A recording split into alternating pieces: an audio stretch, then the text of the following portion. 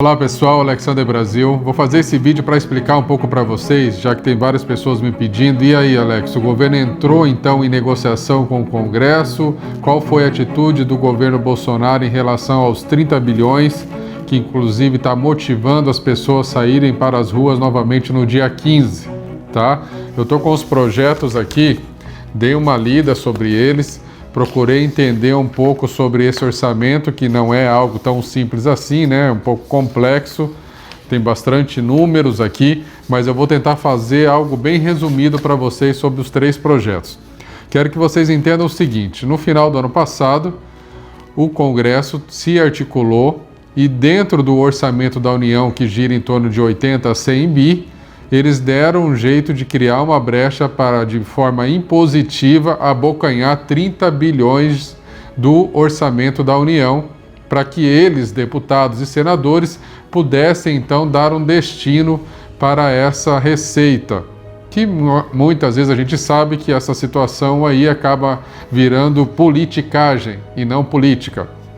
Então o que acontece? O governo Bolsonaro, ciente de que poderia estar ali prestes a perder 30 bilhões, o general Heleno inclusive colocou a boca no trombone e falou: estamos sendo chantageados porque eles estão na verdade tentando se apropriar de verba orçamentária que não pertence ao legislativo e sim ao poder executivo. E nisso se criou todo esse imbróglio que foi-se até a data de ontem, né? Para a votação então do veto, e ali foi mantido o veto do presidente, aonde então essa receita do orçamento da União fica com o presidente Bolsonaro. A gente sabe que a guerra nesse momento ela se faz justamente pela informação. Muitos canais de imprensa divulgam uma situação, outros políticos da oposição divulgam também uma outra situação, todos eles tentando levar ao entendimento de que o governo cedeu à chantagem, entrou em negociata com o Congresso. E o que eu quero trazer para vocês aqui como explicação é que isso não é verdade, tá? Diante de tudo que eu li aqui, a verdade é que o governo Bolsonaro conseguiu então deter para ele todo esse orçamento. Não houve aí nenhum tipo de situação que agora possibilite o legislativo a pegar esses 30 bi da forma como ele estava querendo. Porém, o projeto de lei aqui que está em pauta e vai ainda para a votação, isso aqui pode sofrer alguma alteração, mas isso, pelo que eu entendo, já foi feito de uma forma que o legislativo, antes mesmo de ser apresentado, de algum modo concordou. Então, o que prevê isso aqui? Prevê que, uma vez havendo superávit do orçamento da União, quando houver superávit até o valor de 17,5 bi, esse superávit será então entregue ao relator, né, que até então se falava da figura de super-relator. Então será entregue ao relator do Poder Legislativo, no caso, para que destine isso, porém, destine para quem o governo federal determinar. O Bolsonaro vai lá e fala: ó, teve um superávit aqui, isso aqui vai ser destinado ou para a saúde, ou para a educação, ou para a segurança pública. E aí o relator vai então distribuir isso dentro da estrutura que o governo Bolsonaro determinar, né? E ali vai haver então um repatriamento dentre os deputados e senadores para que eles possam destinar para as pastas e ministérios da determinação do governo Bolsonaro. Com isso, quero que vocês entendam o seguinte: o que antes era 30 bi para os caras deitar e rolar sem qualquer tipo de regra e já se apropriando de um orçamento dentro do contexto da União, o que poderia inclusive gerar um caos no orçamento da União, e ali, algum vídeo atrás eu já falei sobre isso, poderia forçar inclusive o governo Bolsonaro a fazer a tal pedalada, né? Porque uma vez que ele está aí com o orçamento restrito, não conseguindo cumprir os seus deveres, ele obrigatoriamente teria que pedir uma autorização para o Congresso, que, não dando essa autorização, obrigaria ele talvez a cometer algum tipo de pedalada e que poderia descambar no processo de impeachment do presidente. Agora não está mais assim. Então, sempre que houver superávit, aí sim, dentro desse teto que foi estipulado, o governo Bolsonaro passa para o relator destina para as pastas que o governo Bolsonaro determinar.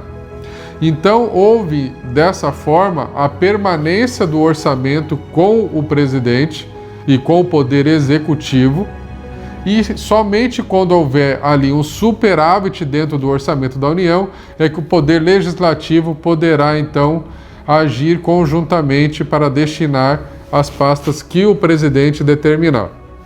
Isso é o que está no projeto hoje.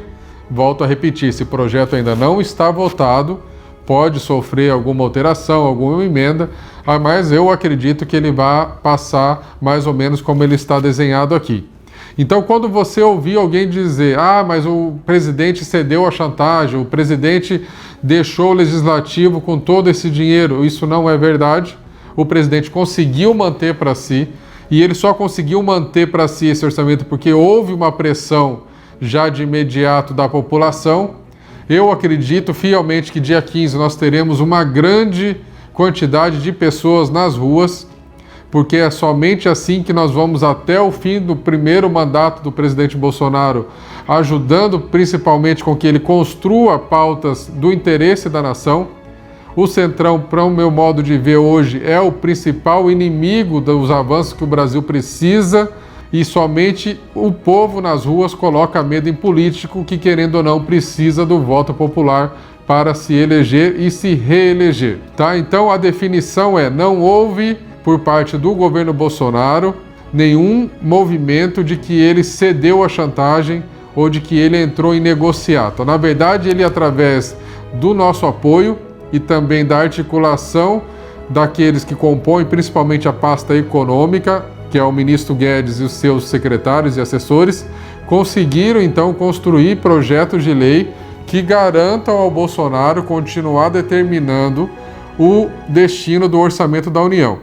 E detalhe, a cereja do bolo: com essa situação de que somente havendo superávit, o legislativo conseguirá então pegar uma fatia do orçamento para destinar nas suas emendas impositivas, ele puxa para o legislativo a incumbência de: se vocês querem dinheiro, então vocês ajudem a economizar, vocês ajudem o governo federal, o poder executivo, a fazer com que o dinheiro realmente sobre em caixa.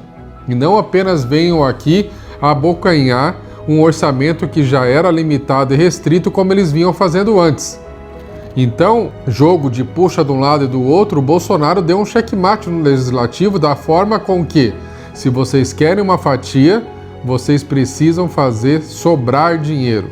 E quando a gente fala em sobra de dinheiro, vindo do legislativo principalmente, geralmente a situação é inversa, né? Porque ali se gasta a rodo e não se economiza nada. Então, para que eles possam dessa forma fazer uso dessa verba toda, eles vão ter que provocar, junto com o governo federal, um superávit. Somente assim eles terão acesso àquilo que até então era um acesso livre para eles gastarem da forma que eles queriam e à vontade. Com essa estrutura, com esses projetos, isso não mais acontecerá. Com essas explicações, que eu não quero me prolongar muito, você já consegue então contrapor aqueles que mais uma vez fazem de tudo para derrubar o governo Bolsonaro. Dia 15, em todo o país, percebo aqui, principalmente no estado de Santa Catarina, várias cidades pequenas, inclusive, que já me pediram aí, cidades menores que a capital, me pedindo apoio, vídeo, divulgação. É sinal que realmente vai ser forte. E aqui em Florianópolis, para quem mora aqui em Florianópolis como eu, vai ser no Trapiche, às 16 horas, tá? Nosso local de sempre. Vamos fazer mais um magnífico movimento em prol do governo e em prol da cidadania, em prol desse país maravilhoso que nós temos, mas que precisamos ainda lutar muito para chegar aonde realmente merecemos chegar. Forte abraço para vocês, conto com a presença de todos dia 15 e nós estaremos falando com certeza até lá. Força e honra, até breve.